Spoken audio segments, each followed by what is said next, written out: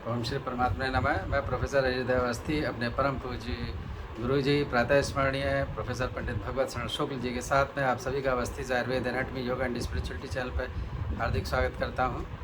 हम लोग सांख्य कारिका पर विचार कर रहे हैं और नवी कारिका है जिसमें सत्य कार्यवाद की चर्चा चल रही है। तो गुरु जी से ज्ञान प्राप्त करने के लिए चलते हैं गुरु जी की ओर। नमोस्तनंताय सहस्रमूर्तये सहस्रपादाक्षिशिरोरुबाहवे सहस्रनाम्ने पुरुषाय शाश्वते सहस्रकोटि युगधारिणे नमः। कृष्णाय वासुदेवाय हरये परमात्मने प्रणतक्लेशनाशाय गोविंदाय नमः। इस चैनल से संबद्ध सभी विद्वद्गण, सभी जिज्ञासु छात्रवृंद, श्रद्धेय सज्जनवृंद तथा इस चैनल के संस्थापक तथा प्रबंधक आचार्य हरिहृदय अवस्थी जी, इस सांख्य शास्त्र की विचार परंपरा में आप सभी का स्वागत है। विचार हो रहा है सांख्य शास्त्र के अनुसार कि कार्य सत्य है, असत नहीं। और उसमें पहला हेतु दिया गया असत अकारणात्, जिसकी व्याख्या काफी हुई है और जिसका निष्कर्ष ये है कि जो असत है उसका कोई कारण नहीं होता है और जिसका कारण है वो सत्य है, क्योंकि कार्य सत्य कारण से ही सत्य कार्य की उपस्थिति होती है और कार्य जो है कारण में सूक्ष्म रूप से विद्यमान होता है और कारण व्यापार के अनंतर वह स्थूल रूप को प्राप्त करता है। यही उसका कारण का स्वरूप है, जिसके विषय में कल पर्याप्त विचार हुआ था। आज उसी विचार श्रृंखला को आगे बढ़ाया जा रहा है। कारणाचास्य सतः अभिव्यक्ति एव अवशिष्यते, अर्थात जिसकी चर्चा भी हम कर रहे थे कि कारण में कार्य सूक्ष्म रूप से होता है, किंतु कारण व्यापार के अनंतर वह जो कार्य है स्थूल रूप में अभिव्यक्त होता है। तो कारण व्यापार के पूर्व कार्य की केवल अभिव्यक्ति ही अवशिष्ट रहती है, कार्य का अभाव नहीं होता है। जैसे मिट्टी के पिंड में घट है, किंतु वह घट अपने स्थूल रूप को जब तब प्राप्त करता है तो दंड में उस मृत पिंड को रख करके और कुलाल के द्वारा अर्थात कुम्हार के द्वारा उस चक्र के दंड से चलाने पर और उसके अपने व्यापार के माध्यम से घट रूप में वो आविर्भूत होता है। अगर मिट्टी में घट का वह स्वरूप ना होता तो हम मिट्टी से घट का निर्माण नहीं कर सकते। उसी प्रकार तंतु है अर्थात सूत्र है जो वस्त्र बनाने के लिए बनाए गए हैं, उनमें वस्त्र सूक्ष्म रूप से बैठा हुआ है, किंतु बुनने के बाद वस्त्र वह अपने रूप में अभिव्यंजित होता है, अभिव्यक्त होता है। यही लिखा है, कारणाच्च अस्य सतः अभिव्यक्ति एव अवशिष्यते। तो कारण से सतः अर्थात विद्यमानस्य कार्यस्य अभिव्यक्ति ही तस्य स्थूल रूपेण स्थिति विद्यमानता एव अवशिष्यते, अवशिष्टा भवति। तात्पर्य है कारण के व्यापार के अनंतर जो कार्य सूक्ष्म रूप से विद्यमान है वो अपने प्रकट रूप को प्राप्त करता है। इसलिए कारण व्यापार के पहले जो कार्य है वह सूक्ष्म रूप में रहता है और कारण व्यापार के अनंतर वह अपने मूल स्वरूप में अर्थात स्थूल स्वरूप में अभिव्यक्त होता है। सतश्चाभिव्यक्ति उत्पन्न, अभिव्यक्ति विद्यमान की ही होती है, अविद्यमान की नहीं होती। अगर कारण में कार्य विद्यमान नहीं है तो हजार कारण व्यापार के अनंतर भी उस वस्तु विशेष की अभिव्यक्ति नहीं हो सकती। जैसे तिल से तेल है, तो कोई कह सकता है क्या कि तिल में तेल नहीं है, परंतु तिल में जो तेल है वो कब तक प्रत्यक्ष रूप में दिखाई नहीं पड़ता है? जब तक उसकी पेराई न किया जाए। असत, जैसे इन्होंने लिखा, यथा पीडने तिलेषु तैलस्य, तिल का जब पीडन होता अर्थात पेरना होता है तब वो तिल से तैल अभिव्यक्त होता है। जैसे धान में चावल छिपा हुआ है,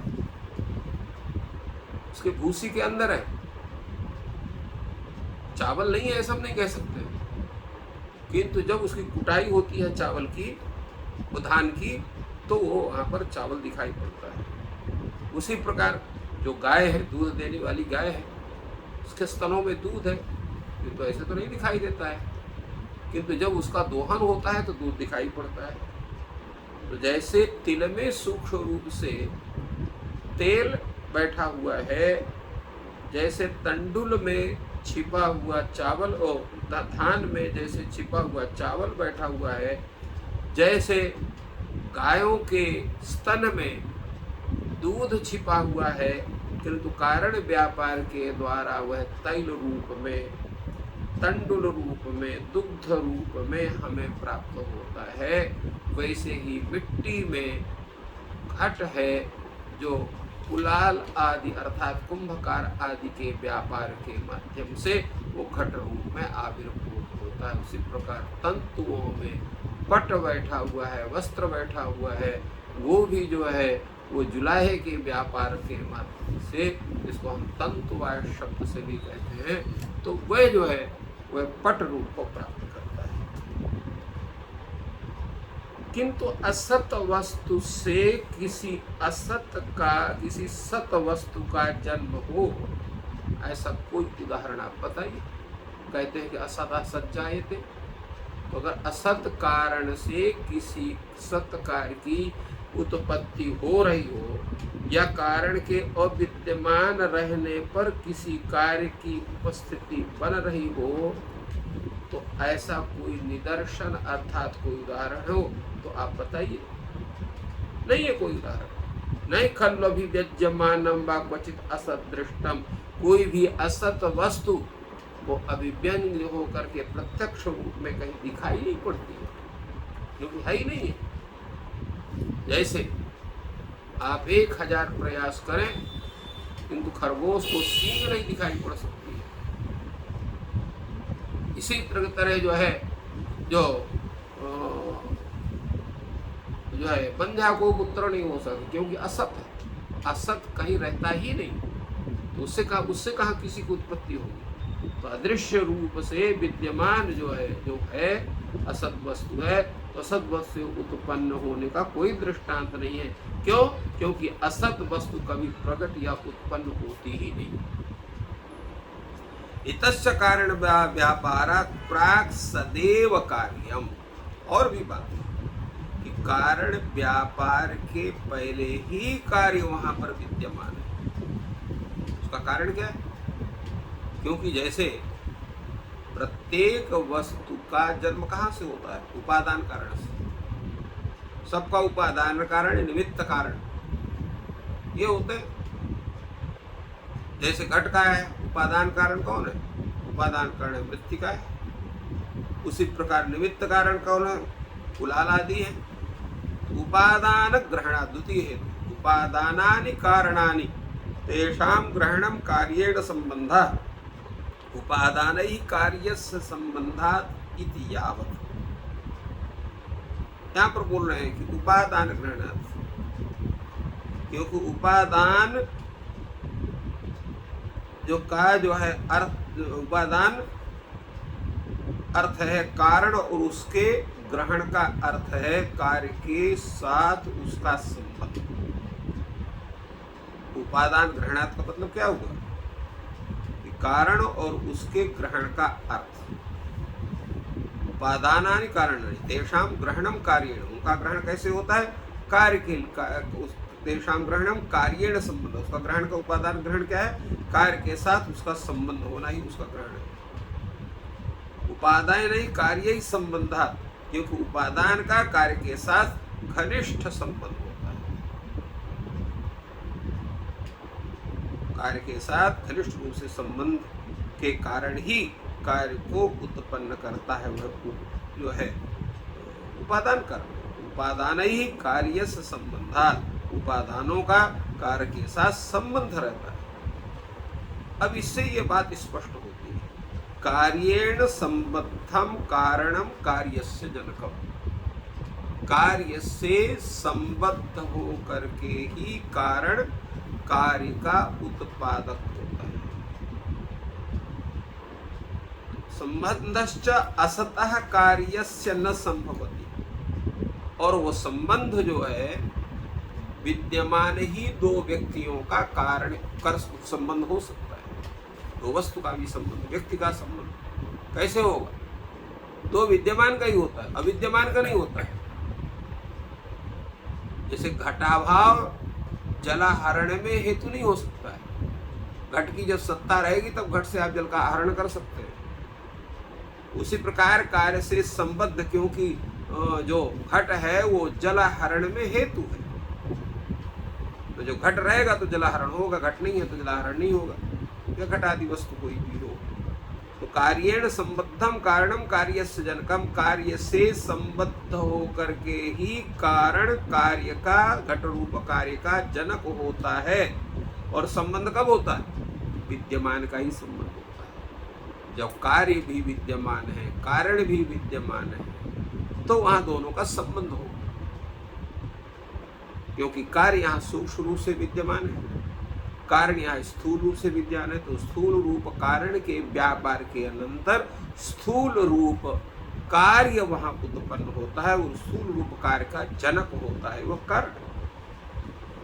देखा, संबंधश्च कार्यस्य असतः न संभवति। तो अविद्यमान कार्य के साथ कारण का संबंध संभव नहीं है, क्योंकि संबंध दुष्ट होता है। संबंध भिन्नत्वे सति दुष्टत्वे सति विशिष्ट प्रतीति नियामकत्वम संबंधत्व। संबंध का लक्षण है जो संबंधी से भिन्न हो और दोनों में रहता हो और विशिष्ट प्रतीति का नियामक हो। तो इसलिए यहाँ पर दुष्टता ही नहीं बनेगी, क्योंकि यहाँ पर कार्य अविद्यमान है, केवल कारण है। तो संबंध दुष्ट होता है, दो में रहता है, एक में नहीं रहता है। यहाँ संबंध ही नहीं बनेगा, न संबंध। तस्मात्, इसलिए कार्यम सत, ऐसा ही स्वीकार करना चाहिए।